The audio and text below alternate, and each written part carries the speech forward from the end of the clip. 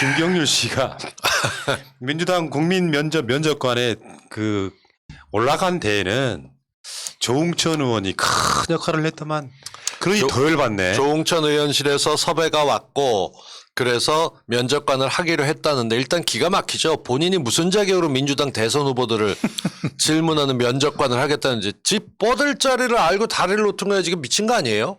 아니 그러니까 이게 있잖아요. 어설프게 그 베끼다가 낭패를 보는 경우거든요. 자기가 솔직히 확실하게 자신감이 있으면 자기 콘텐츠를 가지고 또 자기가 만들어 놓은 기준과 또 내용에 걸맞는 사람들을 구해서 뚜벅뚜벅 가면 돼요. 그런데 이거 조중동이 엄청나게 그 국민의힘을 칭찬하면서 그랬거든. 봐라, 국민의힘은 그래도 진중권도 내려다가 그냥 쓴소리를 듣지 않느냐. 쓴소리를 듣는 코스프레라도 해야 된다. 이러면서 막 빨아주면서 니들은 어떡할래? 이런 식으로 니네 턴 이렇게 돌렸거든. 차라리 공연이나 이런 거 기획해 본 적 있는 김성수를 데려다가 경선기획단장에 앉혔어도 이런 참사가 날 염려는 안 해요. 당연하죠. 정말 전혀 공연 기획이나 경선 이런 흥행 뭐 이런 것만 떠들 때 전 그 흥행이란 말이 너무 걱정돼 갖고 있었는데 아니. 김경률을 갖다 놓으면 흥행이 돼? 아니 진중권은 그래도 방송을 갖다가 그 수년간 하면서 나름대로 발전한 것들이라도 있지. 김경률은 그런 것도 없단 말이야. 그런 그런데. 상태에서 정제되지 않는 언어로 마구 질러대면은 그거는 앞에 앉아있는 9명의 우리 민주당의 인재들 갖다가 욕먹이겠다는 거지. 그게 뭡니까? 그렇게 욕먹이는 거 연출해가지고 기자들이 또 받아 적고 이질하면서 계속 돌려가기를 갖다 하려고 하는 그런 프락치짓이 아니고 뭐예요 이게. 근데 이렇게 동의가 됐었다가 발표됐던 게 오후 4시쯤입니다. 예. 그렇게 발표되고 난 다음에 문제가 발생했죠. 그러고 나니까 강훈식 경선기획단장이 확정된 거 아니었는데 먼저 나갔다. 우리는 그 김경률 아니고 유인태로 간다. 이래가면서 발표를 찐개찐이야. 했는데 그게 일단 거짓말이잖아요. 거짓말이지. 솔직히. 앞에 대놓고 그게 아니었는데 그럼 경선기획단이 무슨 동네 시장 장사를 해도 발표되지 않은 걸 보도자료 형태로 내고 그걸 이소영 대변인이 읽고 앉았어? 그리고 김경률이 즉가닥 얘기하잖아요. 나는 뽑힌 줄 알았는데 잘렸다는 얘기도 못 듣는데 언론 보고 알았다. 폰 보니까 부재중 강훈식 전화 한 통 와 있더라. 이게 무슨 개망신입니까? 그러니까 이게 지금 봐봐요. 조응천이 어떤 사람입니까? 윤석열 사태 때 조국 장관 비판했던 사람이고. 맞아요. 지금 여기 김혜영은 지금 우리가 좀 이 김경률 때문에 좀 빗나가 있는데 김혜영 마찬가지고. 맞아요. 조응천도 마찬가지고. 아니 김경률이 너무 세서 김혜영은 눈에 들어오지도 않은 거야. 그 정도는. 그리고 그 조응천이 김경률을 추천하는 이 사태 다른 걸 떠나서요.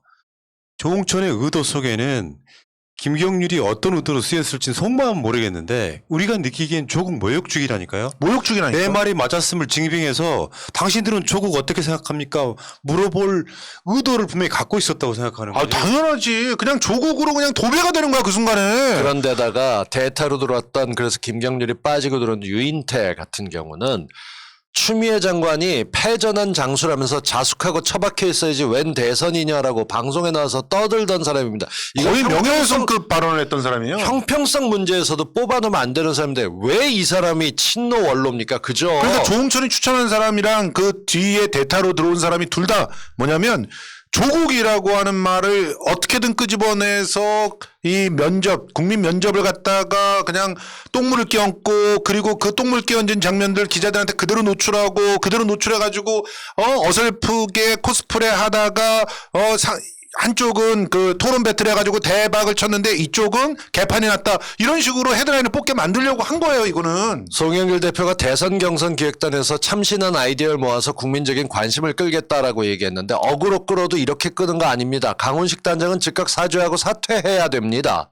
자격이 없어요. 이렇게 큰 사고를 시작하면서 떠놓고 그 전에 대선 경선 기획단 뽑을 때도 초선 대표, 재선 대표, 3선 이상 대표 이러고 자리 나눠 먹게 할 때 얘들이 무슨 생각인가 그러면서도 열심히 노력하는 과정에서 일단 일어나 보다 했는데 망신. 저는 개인적으로 굉장히 강훈식 의원에 대해서는 뭐 좀 기대하는 바가 있기 때문에 그래서 난 전혀. 강훈식 의원에 대해서는 기회를 줘야 된다고 생각을 하는데요. 근데 그래서 저는 강훈식 의원의 해명을 일단은 해명은 나왔어요. 받아들이려고 해요. 해명 받아들이려고 하는데 본인이 형처럼 그거 너무 이렇게 아니라고. 그 염세적으로 보지 말자고요. 근데 무슨 염세적으로 일단은 그 국민 면접을 하겠고 그 면접관을 갖다 뽑겠다라고 할 때는 국민 면접인데 국민 소리를 왜 안 듣습니까? 조홍천이 국민을 대표한다고 생각하세요? 검사를 대표하는 거예요. 검사와 전직 검사를 갖다 대표하는 사람이라고 봐. 지금 현재 행보가 그렇잖아. 그러면 이 사람들의 얘기도 참 좋아하지만 국민들 얘기를 들어야지. 당원들 얘기도 듣고. 그러면 최소한 이렇게 일찍 부랴부랴 뭐 계속 경선 연기하자고 이 일에 빠져가지고 시간 다 놓치고 시간 없으니까 이제는 국민들한테 물어볼 수 있는 그런 최소한의 기간도 확보하지 못해갖고 이렇게 하다가 사단이 난 거예요. 결과적으로는. 국민 얘기를 들어봤으면 내가- 이런 사람들은 올라올 수도 없었어. 국민 면접관 전문가 패널로 여러 분야의 전문가를 섭외하는 과정이었다. 거짓말이죠. 여러 분야의 전문가였으면 결과가 그렇게 나와야죠. 그리고 최종 확정이 안 된 상태에서 먼저 발표됐다. 이거 무능력이죠. 조직을 이끌고 있으면서 이게 발표돼서 나가게끔 해놓고 왜 이런 가벼운 변명들도 거짓말을 해야 되는지 신뢰가 무엇보다 생명인 경선 기획에서 후보들은 열심히 뛰고 앉았는데 이따위로 무능하게 해놓고 나서 뭘 기대해 강훈식한테. 그러니까 내가 말하고 싶은 거는요.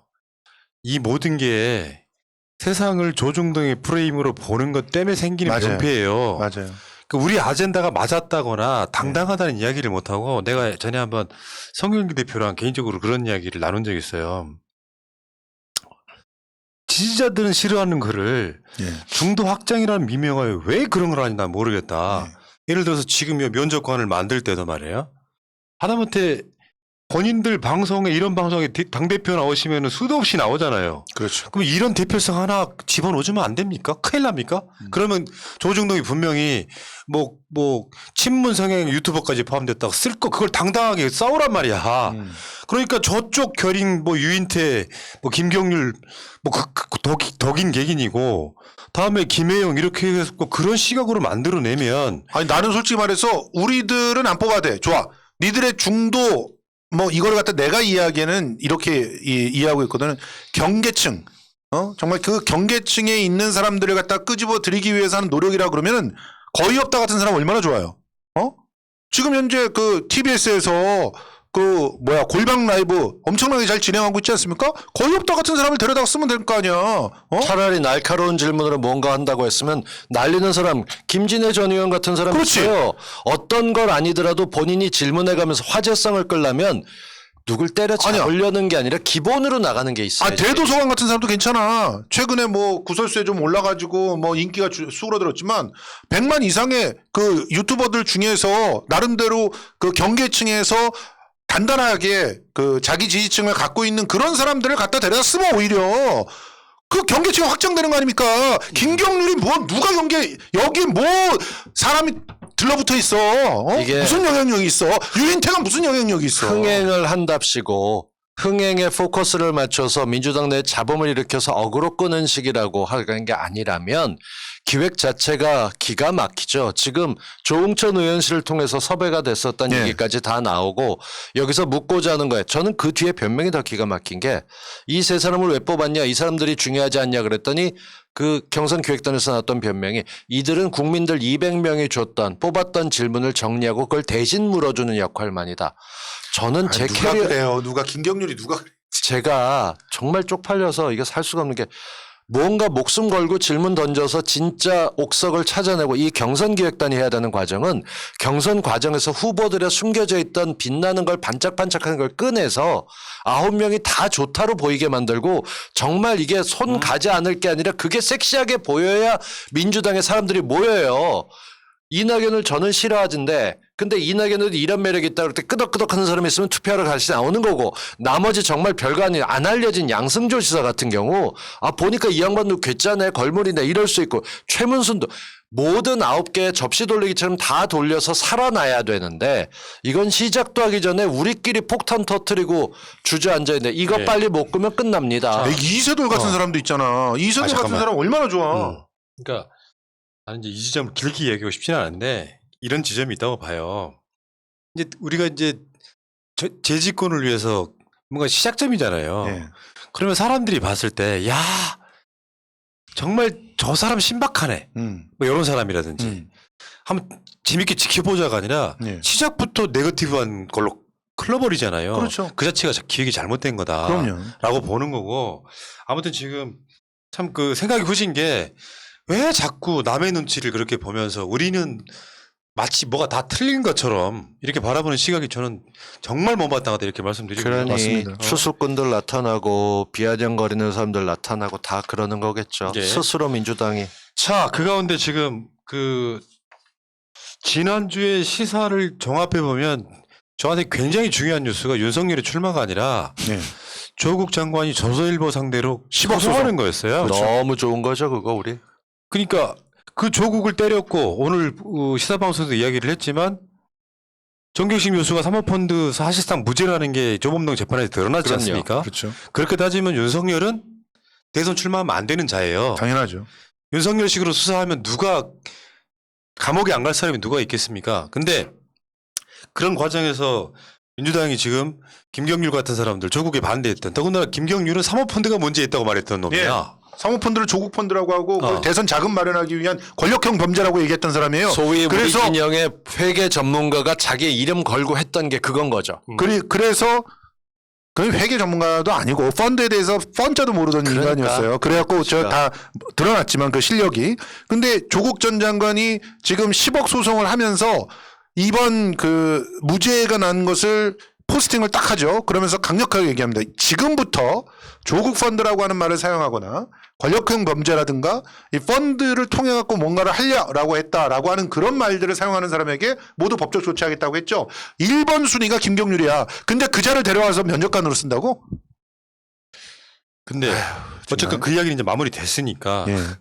조선일보에 때 지금 조국 장관이 국내에서만 10억 그리고 해외에서는 어떻게 할지 아직 결정을 못했어. 계속 해외 변호사들과 논의하고 있는 중이죠. 근데 논의가 실제로 빨리 끝났으면 좋겠어요. 이번 기회에 조선일보는 치명적인 타격을 입혀야 된다고 생각해요. 조선일보 역사에 3번이나 사과한 건 처음이에요. 아예 이번에는 조선일보 윤리위원회의 그 이름을 빌어갖고 와가지고 한 면을 사과로 채웠어. 한 면을. 아니 그 윤리위원 새끼들은 깨끗한 새끼들이고 그러니까 걔네들도 진짜 문제가 있는 애들인데 걔네들이 마치 굉장히 신랄하게 이 기사와 이 일러스트를 이런 실수가 다시는 있어서는 안 된다는 식으로 실수로 몰아가는 프레임을 갖다 쓰면서 정말 그래도 겉으로 보기에는 마치 옴부즈맨 프로그램에서 그 막 혼나는 것처럼 그런 식의 분위기를 연출했는데 한 면을 다 썼다는 거예요. 그럼 그만큼 얘네들이 똥줄이 탄다는 거야. 참고로 이런 걸 조선일보- 남겨놓지 않으면 나중에 소송에 가서 100% 깨진다고 되니까 이런 지면을 할애해가지고 난리를 치는 거예요. 조선일보 뒷면이 광고 해봤자 1억 좀 넘는 걸로 나가기 때문에 10억은 돈도 아닙니다. 그들에게. 예. 말씀하신 대로 3번에 걸쳐서 사과했다는 게 영향력이 있을 수도 있습니다. 근데 확실하게 할 건 합시다. 그 사과 갖고 시원해졌다던가 이해가 됐던 사람이 있습니까? 없어요. 그런 사과가 무슨 의미가 있습니까? 이렇게 눈 가리고 아웅식으로 면피해 주는 건 그래도 조선일보가 이 정도 했으니까 그래서 저는 3번이나 역사상 뭐 이런 말 해줄 필요도 없다고 생각해요. 이것들은 정말 사람 작정하고 죽이려고 했던 거예요.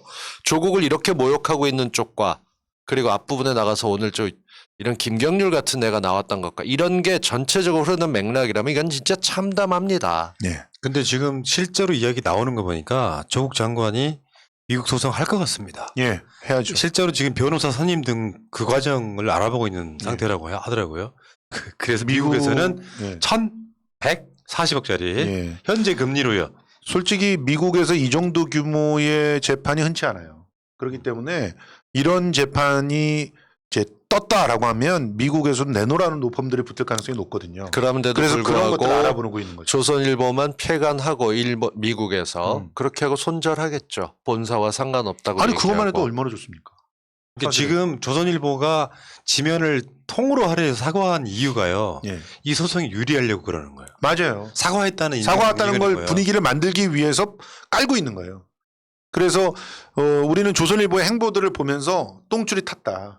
그리고 소송을 준비하고 있다라는 사실을 명확하게 기억하면서 그런 부분들에 대한 어떤 불합리를 계속적으로 만들어야 되고 그것을 또 다른 언론들을 통해서 문제로 계속 이끌어내야 됩니다. 참. 어떻게 하다 이런 일이. 자, 어쨌건 조국 장관이 지금 사실 검찰 개혁과 언론 개혁을 다 끌어가는 뭐 차기나 차차기는 조국 대통령도 기대해 볼 만한 그렇죠. 최근에 페이스북을 보면 엄청나게 강해진 조국을 볼 수 있잖아요.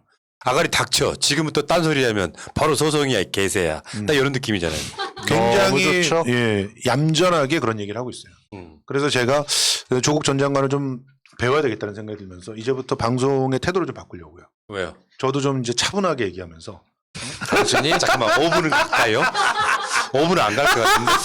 저도 이제 좀 태도를 바꿀까 하고 소리 질러 가면서 하려고요. 아이씨 차분하게 하려니까 너무 힘들어. 캐릭터가 둘 다 소리 지르면 안 돼서 참고 있는데 요즘 내가 얼마나 화가 많은 줄 알아 속에? 소리 지르세요? 아까 바꿔서 하자. 제비처럼 입고 와가지고 소리를 지른다고 하니까 안 어울리긴 하지만 제비가 뭐야? 줄리 이런 거 있을 때 제비 호스트? 얘기하면 기분 나빠. 그래요? 알았어요. 예. 진짜 제비 같다. 야 진짜 회장 인간들이 약간 느낌이 그렇다고. 왜? 저 헤어스타일이 줄리만 나러 가는 사람. 여보세요 회장님. 이 양반들이 지금 예. 자, 알겠습니다. 어쨌건 조국 장관도 화이팅 하시고 김경률 제의는 진짜 확 화가 나네 진짜. 네. 자, 어쨌건 조홍천이 추천했다고 하는 이게 더 난센스죠. 예를 들어서 민주당에서 지금까지 예를 들면 김용민 의원 같은 사람이 네. 이런 문제를 갖고 당신이 뭐 어떤 의도를 갖고 이렇게 그 한번 해보시오라고 오히려 이렇게 그걸 상쇄시켜주는 뭔가였다면 또 다르을지도 모르겠는데 그렇지. 야 이건 좀 조홍천의 추천이라고 하니까 좀 한마디만 상당히 부담스럽네요. 덧붙이자면 네. 지금 민주당이 국민 경선 질문단 뽑는다고 하고 있어요. 예. 그럴 때 가장 쉽게 하는 게 누가 질문 던지면 좋겠냐고 그 소위 말하는 전문가들 지들끼리 대충 쓱싹쓱 찾지 말고 뽑았었으면 유시민 이름도 나왔을 테고 당연하지. 최민희 이름도 나왔을 테고 당연하지. 젊은 황희도 이름도 나왔을 테고 얼마나 많은 사람들인데 그걸 다 빼고 근데 지금 남아 있는 사람 유인태나 김혜영도 문제는 문제죠. 많이 심각해요. 심각하지 진짜. 에이 답답하다 진짜. 누구나 다 공감할 만한 사람 찾기 힘들겠지만 다수가 야 하고 박쳐줄 만한 그런 거 해야 되잖아요. 그럼요. 당연하죠. 왜 이렇게 기획이 후져? 내가 그 관련해서 나한테 무슨 이렇게 좀 아이디 좀 달라고 뭔가 연락이 왔길래 내가 내는 의견은 대선 경선 기획단을 주간을 만들자는 거야. 그 기간 동안 해가지고 어떤 한 주는 예를 들면 네거티브 없는 주간. 그렇지. 또 어떤 한 주는 상대 후보 칭찬하는 주간. 어떤 한 주는 내 공약 막 뽐내는 주간. 뭐 이런 프레젠테이션 식으로, 하는 그런 주간. 식으로 해서 이제 언론의 주목도를 높이는 방법도 있어. 그건 완전히 포지티브한 거잖아요. 그렇게 이야기를 했습니다만 들어줄지는 모르겠고요. 참. 자, 이 이야기는 여기까지 하시고